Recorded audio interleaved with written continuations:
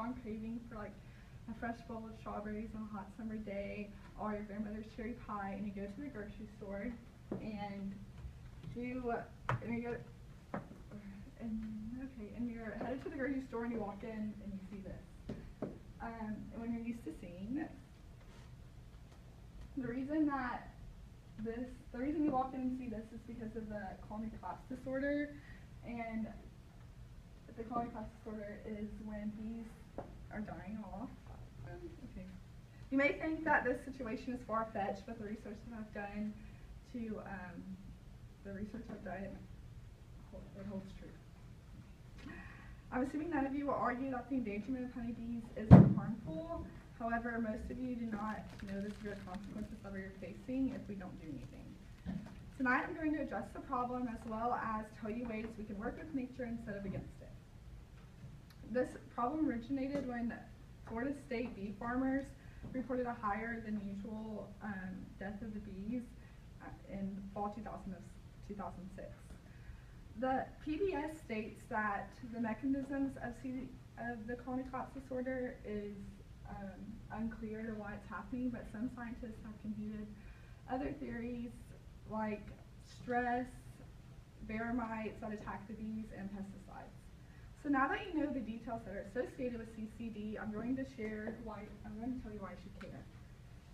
According to Elizabeth Grossman, the colony collapse disorder is significant worldwide because many agricultural crops depend on them. However, U.S. is recommending the largest disappearance of the bees, and since we are having the largest disappearance of bees, that means that we're going to reap the largest consequences.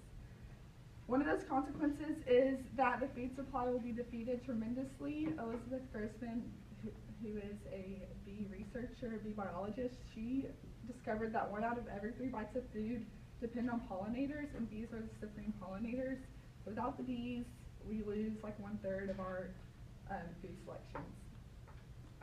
And we also lose, with losing the 1/3 food, you lose nutrition and taste.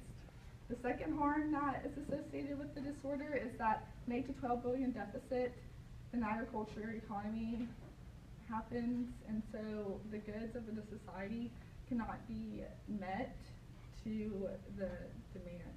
No, the goods that are produced by the farmers cannot be met to the demands of the society. So without the bees, we lose 2 survival things, which is food and money. The opposing side, some scientists say that if the bees disappear, bats and birds and other insects will pick up what the pollination that the bees are doing, but that really isn't the case because bee biologists have discovered that the way the bee is engineered, no other insect can possibly do what the bee does.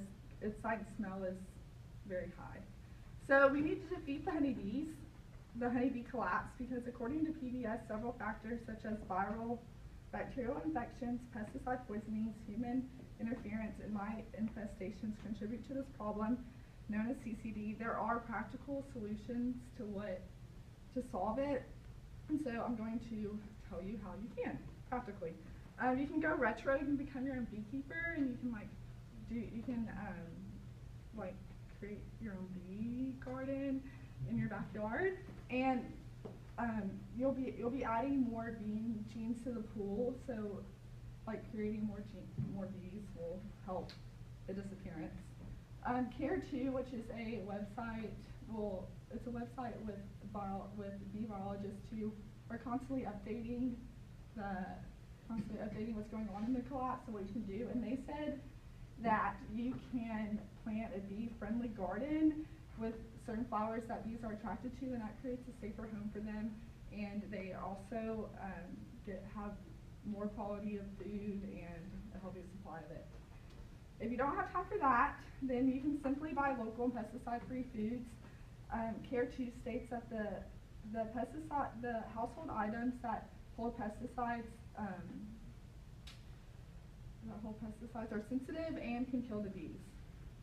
Melinda from National Resources Defense Council says to give the bees a voice, and what she means by that is you can write to your senators and representatives and making them more aware of the situation and the consequences. You can, they will be more apt to implement laws that are already instated that they just don't enforce, which are, they prevent importing bees into the country, transporting them across the state borders, which puts stress on the bees and it kills them, and also the illegal use of chemicals. So again, if you write to them, you're upping their awareness, and hopefully the state will take more action than you can yourself. So I urge you to take action, because if you don't, we will lose millions of dollars in our economy, and also our food supply will be defeated.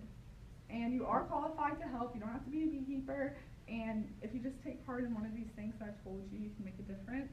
We don't want to live in a poor or tasteless world. So I'm going to end with a clip from the Bee Movie, and the Bee Movie actually, like behind the plot, Robert Smith, he's a honeybee biologist, and he actually helped do the movie, so there's actually credit behind it.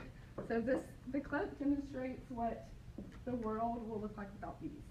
And if we don't do anything, the world could look like this. It's really a big deal. Wait.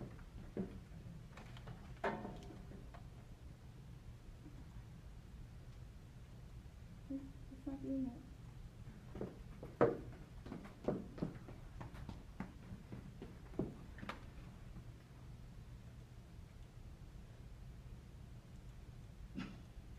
Okay, well. There you go. There you go. I was doing it wrong. Yeah, how do I? What do you want to show? What happened here? That is not the hat.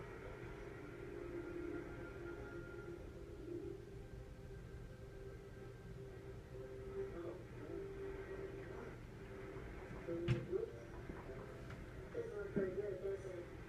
No. And whose fault do you think that is? You know, I guess bees, specifically me. I guess I didn't think that bees not needing to make honey would affect all these other things. It's not just flowers, fruits, vegetables, they all need bees. Well, that's a whole SAT test right there. So you take away the produce, that affects the entire animal kingdom, and then, of course, The human species. So there's no more pollination. It could all just go south, right? So in the video, she said that it can eventually take the human species away, which it can. So please just do something like plant flowers, write to your senators, or something.